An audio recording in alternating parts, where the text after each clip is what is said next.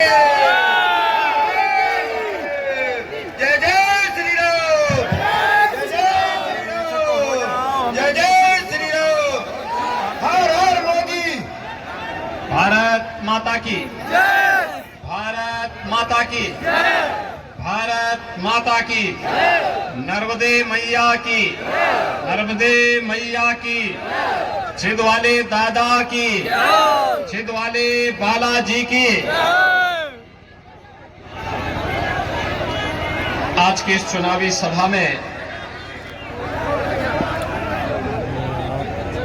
उत्तर प्रदेश सरकार में मंत्रिमंडल में मेरे सहयोगी मंत्री श्री दिनेश प्रताप सिंह जी, जिलाध्यक्ष रायसेन श्री राकेश शर्मा जी, भारतीय जनता पार्टी के उदयपुरा विधानसभा क्षेत्र से लोकप्रिय प्रत्याशी श्री नरेंद्र पटेल जी, पूर्व विधायक श्री रामकृष्ण पटेल जी, पूर्व जिलाध्यक्ष श्री धर्मेंद्र चौहान जी, पूर्व विधायक श्री रामकृष्ण चौहान जी, प्रभारी उदयपुरा श्री भगत सिंह कुशवाहा जी, पूर्व जिलाध्यक्ष सुरेंद्र तिवारी जी, शेरनाम सिंह जी, राजेंद्र सिंह ठाकुर जी, भारतीय जनता पार्टी के सभी पदाधिकारीगण, भारी संख्या में इस चुनावी सभा में उपस्थित इस क्षेत्र से जुड़े हुए सभी भाइयों बहनों, आज यहां पर रायसेन जनपद की उदयपुरा विधानसभा क्षेत्र में मेरा विधानसभा चुनाव के बहाने ऐसे समय में आगमन हुआ है जब सदियों पूर्वी उत्तर प्रदेश को छोड़ करके इस क्षेत्र में, पूरे क्षेत्र में मां नर्मदा के तट पर आकर के बसने वाले पूर्विया बंधुओं ने विकास और समृद्धि की एक नई कहानी गढ़ी और एक लंबे समय से वे इस क्षेत्र के विकास में अपना योगदान दे रहे हैं। लेकिन भाइयों बहनों, मैं आप सबके सामने ऐसे समय में आया हूं जब आपके पूर्वजों ने पूर्वी उत्तर प्रदेश छोड़ा होगा, उनके मन में एक टीस रही होगी कि उनके पूर्वजों के द्वारा प्रभु श्री राम के मंदिर निर्माण के लिए जो बलिदान दिया गया था उसे वे पूरा नहीं कर पाए। लेकिन भाइयों बहनों, आज आपको खुशखबरी देने के लिए मैं आया हूं कि अयोध्या में 22 जनवरी को प्रधानमंत्री मोदी जी के कर कमलों से राम मंदिर में रामलला विराजमान होने वाले हैं और इस अवसर पर आपको आमंत्रण देने के लिए भी मैं आया हूं। भाइयों बहनों, हम सब जानते हैं चुनाव व्यक्ति नहीं, पार्टी और विचारधारा लड़ती है। पार्टी और विचारधारा, और ये लड़ाई भी दो विचारधारा की लड़ाई है। एक और कांग्रेस पार्टी है जिसने मध्य प्रदेश में भी और देश में भी लंबे समय तक शासन किया, लेकिन बदले में क्या दिया? समस्या, आतंकवाद की समस्या, नक्सलवाद की समस्या, उग्रवाद की समस्या, शोषण की समस्या, भ्रष्टाचार की समस्या, ये माफियावाद, ये गुंडावाद, ये जितनी भी अराजकता है, ये सब कांग्रेस की देन है। समस्या कांग्रेस की देन है और कांग्रेस जहां भी रहती है, कांग्रेस इस समस्या का पर्याय बन चुकी होती है। भाइयों बहनों, इन्हीं समस्याओं के कारण आप देख सकते हैं, जब मध्य प्रदेश में चुनाव चल रहे हैं, छत्तीसगढ़ में चुनाव चल रहे हैं, राजस्थान में चुनाव चल रहे हैं, और कांग्रेस पार्टी के मुखिया के रूप में राहुल गांधी इस समय केदारनाथ धाम की यात्रा कर रहे हैं। यानी उन्हें मालूम है जनता जनार्दन क्या परिणाम देने वाली है, और इसलिए वे चुनाव का सामना करने की हिम्मत नहीं कर पा रहे हैं। लेकिन भाइयों बहनों, दूसरी ओर भारतीय जनता पार्टी है। अगर कांग्रेस समस्या है, भाजपा उसका समाधान भी है। समाधान आतंकवाद की समस्या का समाधान कश्मीर में धारा 370 प्रधानमंत्री मोदी जी ने एक झटके में समाप्त किया। समाधान जिस राम जन्मभूमि के लिए 500 वर्षों से युद्ध चल रहे थे, आंदोलन चल रहे थे, और जिस समस्या को कांग्रेस ने असाध्य कर दिया था। कांग्रेस के नेता कहते थे राम तो हुए ही नहीं, कृष्ण हुए ही नहीं।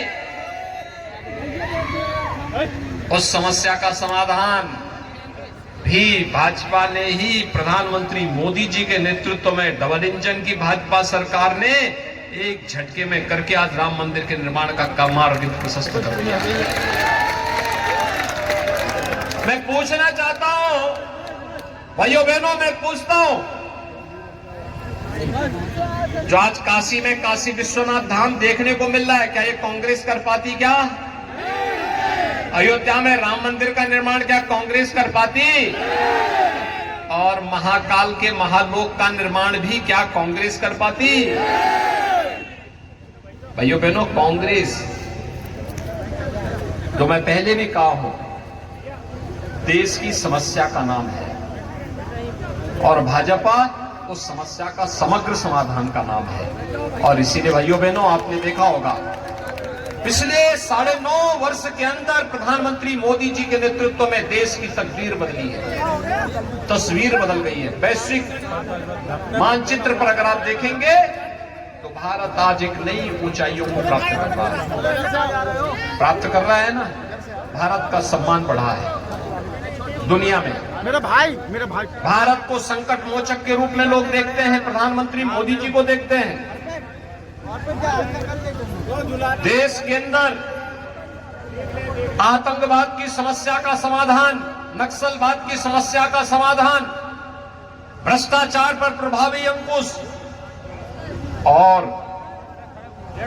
इंफ्रास्ट्रक्चर, वर्ल्ड क्लास इंफ्रास्ट्रक्चर होना चाहिए।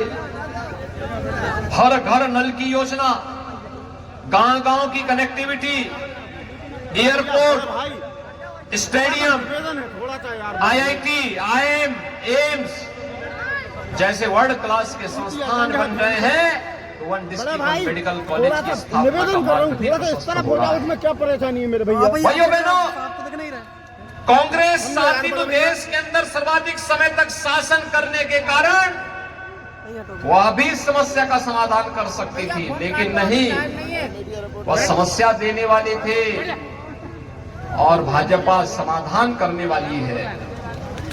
आपने देखा होगा श्री शिवराज सिंह चौहान जी के नेतृत्व में भारतीय जनता पार्टी की सरकार पिछले लगभग 2 दशक से मध्य प्रदेश में है। ये मध्य प्रदेश पहले बीमारू राज्य की श्रेणी में आता था, और शिवराज जी के नेतृत्व में आज मध्य प्रदेश बीमारू राज्य से उभर करके एक विकसित राज्य की ओर अग्रसर हुआ है। विकास दर, कृषि विकास दर मध्य प्रदेश की देश के अंदर सर्वाधिक है। अग्रणी राज्यों में आज मध्य प्रदेश की भी गिनती हो रही है। यहां पर व्यापक परिवर्तन करने का कार्य यह शिवराज सिंह चौहान के नेतृत्व में भारतीय जनता पार्टी की सरकार ने किया है। भाइयों बहनों, आज जो परिवर्तन आप देखते हैं, हर गरीब के घर में शौचालय बन रहा है, हर गरीब के सिर को ढकने के लिए आवास मिल रहा है, हर गरीब को स्वास्थ्य की सुविधा के लिए 5 लाख रुपए का स्वास्थ्य बीमा का कवर मिल रहा है, और भाइयों बहनों, यही नहीं, कोरोना जैसी महामारी के दौरान 80 करोड़ लोगों को फ्री में राशन की सुविधा का लाभ, उज्ज्वला योजना में हर गरीब के पास, पहले क्या होता था, पहले तो कनेक्शन रसोई गैस का मिलता नहीं था,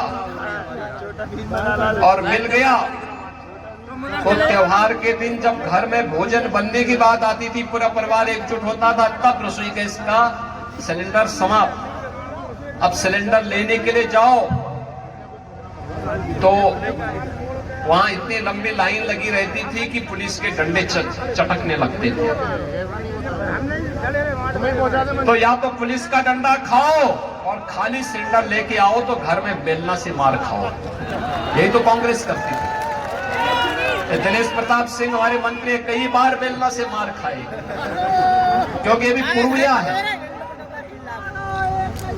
और पूर्विया ठाकुर होने के नाते कई बार, इसलिए इस बार इन्होंने ही चयन किया कि मैं रायसेन में ही काम करूंगा। भाइयों बहनों, मोदी जी ने ऐसी समस्या का समाधान किया कि आज यहां पे कोई समस्या नहीं, रसोई गैस के जितने कनेक्शन लोगों को चाहिए मिल जाएगा और गरीब को फ्री में मिल जाएगा। हर घर तक बिजली का कनेक्शन पहुंचाने की व्यवस्था। और अब तो आप लोग तो सौभाग्यशाली हैं कि मां गंगा की गोद से आकर के, मां नर्मदा की गोद में आकर के बैठ करके अपने जीवन को समृद्धि की ओर अग्रसर कर रहे हैं। लेकिन भाइयों बहनों, बहुत बड़ी संख्या में लोग ऐसे भी जहां पानी नहीं है। मैं देख रहा था कितनी उर्वरा भूमि है यहाँ की, धान की, कई किलोमीटर दूर तक धान लहला रहा है। कितना अच्छा धान पैदा होता है। सचमुच यहाँ का किसान अभिनंदनीय है, और उस किसान के लिए किसान सम्मान निधि भी है। और अभी तो महिलाओं के लिए मध्य प्रदेश सरकार ने लाडली बहना योजना की योजना यहाँ लागू की है, और प्रधानमंत्री मोदी जी ने नारी शक्ति वंदन अधिनियम के माध्यम से संसद और विधानसभा में भी आने वाले समय में परिसीमन के बाद 33% सीटें उनके लिए अलग से आरक्षित करने की व्यवस्था भी कर दी है। आप चिंता मत करिए, जो सीट वर्तमान में है इसके अतिरिक्त सीट आएगी, लेकिन प्रतिनिधित्व होगा। और भाइयों बहनों, इसीलिए आज मैं आपसे कहने के लिए आया हूं, जो काम बीजेपी ने करके दिखाया है और डबल इंजन की सरकार जिस स्पीड से कर रही है, कांग्रेस न की है और न कांग्रेस के करने का ही इस प्रकार का जीन्स ही कांग्रेस में है कि वो कर सके। और इसीलिए मैं आप सबसे अपील करने के लिए आया हूं, जो आपकी आस्था को सम्मान दे, जो राष्ट्र की संप्रभुता को सम्मान दे, जो राष्ट्र को विकास की नई ऊंचाइयों तक पहुंचा सके, आने वाली पीढ़ी के भविष्य को उज्जवल कर सके, और जो हर समस्या के समाधान का मार्ग भी निकाल दे, वही नेतृत्व करने की स्थिति में होता है, उसी को नेतृत्व दिया जाना चाहिए। और इस देश से भारतीय जनता पार्टी की सरकार, डबल इंजन की सरकार मध्य प्रदेश में आवश्यक है।